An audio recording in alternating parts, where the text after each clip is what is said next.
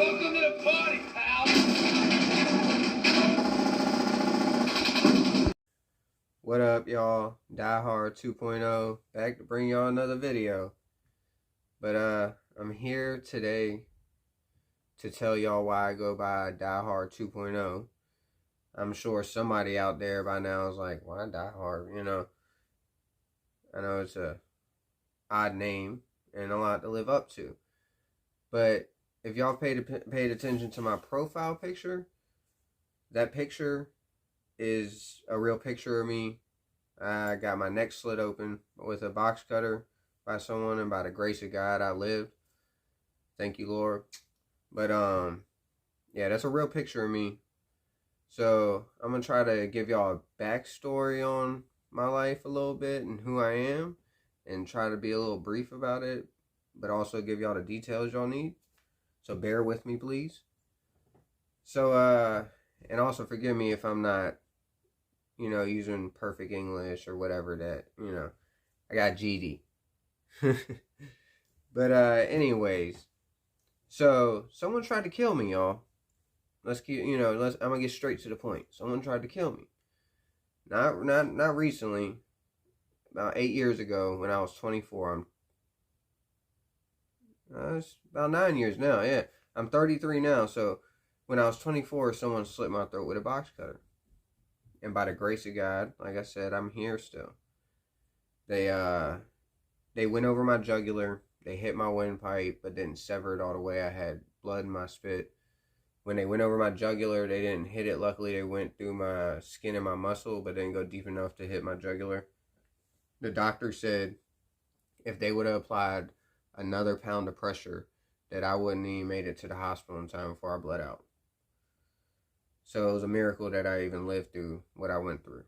So to give y'all a quick story, I was young and dumb, living by myself. I was doing the single thing. I had a friend with benefits. The girl was crazy.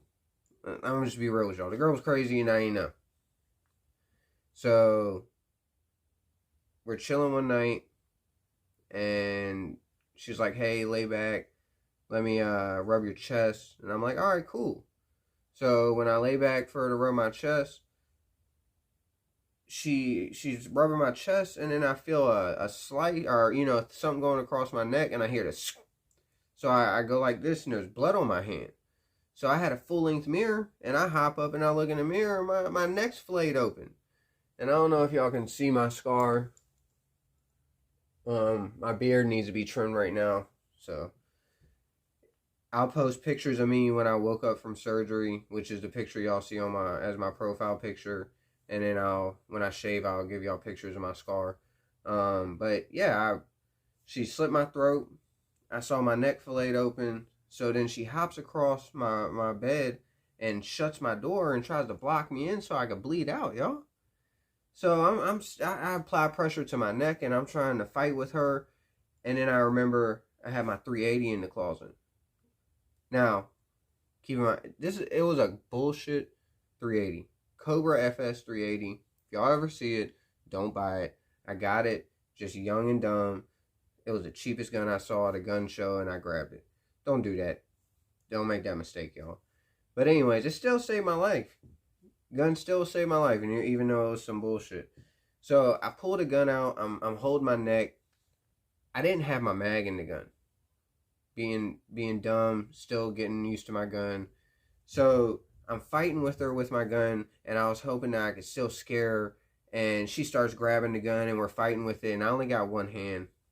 Blood's going everywhere. And for y'all that ain't ever been in a situation like that, blood is really slippery. For y'all that's been there, y'all know. It ain't like the movies. It's slippery. So she gets the gun out of my hand, because I only got one hand, and I'm covered in blood. And, well, actually, the gun falls on the floor. Goes across the floor. So at this point, it's like fight or die. I think in my mind, it's fight or die. So I let go of my neck and grab her and start slamming her into stuff, hoping that I can stun her to where I can get away. Now, I know y'all are wondering why I didn't just start hitting her or whatever. She still had that damn razor blade. So it was one of them razor blades you could slide in and out. She stuck it back in her pocket. And I didn't want to go to swing and miss and she starts sticking me up in the chest or the stomach or something. So I grab her and I slam her into my dresser and stuff, and I go to get away, and she bites the back of my arm. So then I had to. Luckily, I was in decent shape, so my arm was toned, and she couldn't bite through my arm, well, the skin. So I grab her by the jaw and pry her jaw off of my arm. And then at this point, she runs away from me, grabs the gun before I could, and then she runs out the apartment, worried that I would get the mag and put it in there and shoot her, because she noticed that the gun was unloaded already. So when she ran out the front door, she had already been in my apartment for like 20, 30 minutes. So she obviously had someone waiting out there for her. So I went out the back. Now, y'all, this is a real eye-opener to me. Don't think people are always going to help y'all just because y'all in an emergency. Because I ran out my back patio door, and I was in an apartment complex. I ran to some lady sitting on her back patio and started, I'm in nothing but jeans. I ain't got no shoes on, no shirt, and I'm covered in blood from my neck down. So, sorry, it's a little emotional talking about y'all. But, so I run, and I'm like, help me, people are trying to kill me. And this lady just looks at me in shock and runs in her apartment and shuts her patio door on me. She doesn't give me a kitchen rag, nothing. She doesn't even tell me she's going to call for help. So at this point, I see that people probably aren't going to help me because they're scared and worried about themselves. So I remember the police officer lived in the next complex over. Keep in mind, I'm still bleeding out, and I'm holding my neck with one hand. So I run all the way to the next complex where a police officer lived and bang on his door. It's about 8 o'clock at night. He cracks the door open about this far. And I'm like, oh, sir, people are trying to kill me. Please help me. This officer didn't even come out and help. He didn't come out to make sure people weren't trying to come finish me off or nothing, which I was worried about. I was worried that whoever was waiting outside for her was going to ride her around the neighborhood and try to finish me off or something. So he literally is like, okay, I'm going to call the ambulance, and shuts the door on me. Leaves me sitting outside on the steps, bleeding. So then I bang back on his door. I'm like, can you at least give me a rag? And he throws a kitchen rag out to me. So he leaves me outside sitting on the steps, which I appreciate him calling for help. But, dude, you could have stepped outside and made sure that I was safe. Or, made sure I was still alive. So the ambulance pulls up. They take me off. Long story short, I go to the hospital. I wake up the next day with 40 stitches in my neck. And the doctor tells me it was a miracle that I lived and that she didn't hit my jugular. They said that she went over my jugular and went through my skin and my muscle, and she nicked my windpipe but didn't sever it. Because if she would have severed my windpipe or hit my jugular, I would have died before I got to the hospital. He even told me that. So by the grace of God, I'm here today to tell y'all about this story. And so that's why I go by Die Hard 2.0 for the most part. Now, there's been a couple other instances in my past, which I'll briefly tell y'all about, where I faced death as well. When I was young and dumb and in the streets, people have attempted to rob me a couple times and have robbed me once. So I've stared down the barrel of a gun 3 times. Just being in the wrong areas. Young, dumb, a little flashy. Being the only white boy in the neighborhood, I mean, it is what it is. But, so I've stared down the barrel of a gun 3 times. And then I had a kidney stone that I ignored. I didn't know it was a kidney stone. I have crazy pain tolerance. So I kept thinking it was a cramp or something. And for 6 months, I ignored it until I peed blood. And I almost had kidney failure. So I ended up going to the hospital for that. And they rushed me in, put me to sleep. I had to have a stent in my bladder for a couple weeks. And I had to have lithotripsy, so they could break the kidney stone up so it could be small enough for me to pass. So, and all this happened before I was 24. So by the time I was 24, I've done faced death. If you count me staring down the barrel of guns multiple times, and the kidney stone down was caused kidney failure, and the thing with my neck being slit open.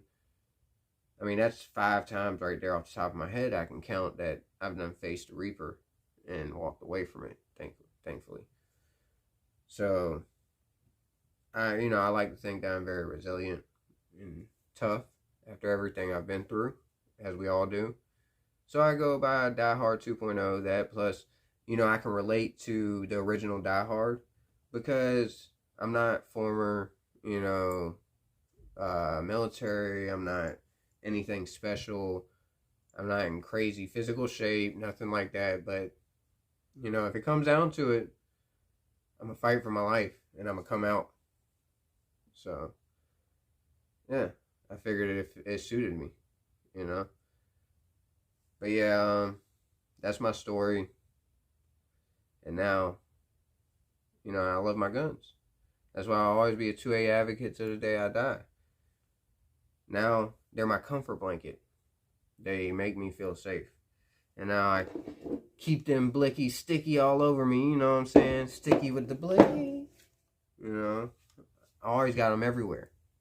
Everywhere. Got them hid through my house. You know what I'm saying? Everywhere. My wife, she understands, but she also knows that it's a little excessive, but she's like, whatever. Because she knows I've been through extensive circumstances that most people don't go through. And she has to explain that to people sometimes when they meet me because, I have social anxiety a little bit still because of that. It's a daily, thing I battle with, but I'm proud to say that I'm here to tell everybody about my experience. And I can use a story to help people understand why we should be allowed to have our guns to protect ourselves. Because sometimes, you ain't got to be in the wrong place at the wrong time. I was in my home. And this person was crazy and attacked me. I didn't provoke them. I didn't do anything wrong. I was a father. And I could have died for no reason. So, and if anybody out there is interested in me, speaking, giving my testimony, my story, if y'all want me to, show up on y'all show, podcast, whatever, I'm cool. I'm down with that. Like, I'm trying to get my story out. I want my testimony to get out there so people can understand more why, even a regular working class, normal person, even if you're not in the wrong areas or in the streets, should have the right to have their firearm and be able to protect themselves. Because there's crazy people everywhere, y'all. Everywhere. Some crazy people are good, like me. No. But, I mean, y'all got a lot of crazy people out here, and you need to be able to protect yourself at all times. Make sure that they don't try to take you out. Especially if y'all got kids. My wife, when I met her, she didn't carry. And I had to explain it to her, like, look, I almost died in my bedroom. The place you think you would be the safest in this world, I almost died. I was attacked and almost killed in my bedroom. So there ain't no safe space for me. Y'all don't be out here lacking, as they say. You know what I'm saying? Don't be no soft target. That's why I don't go nowhere I can't carry. Like, all these schools want to post no guns. Like, y'all crazy. I almost got killed in my bedroom. Y'all hear me? My bedroom. So if y'all want to preach all this, oh no, you'll be safe here. Nah. I was in the space that should be the safest in the world. And somebody almost took me out, bro. So I don't want to hear none of that, oh, safe space, gun-free zones. Get out here with that.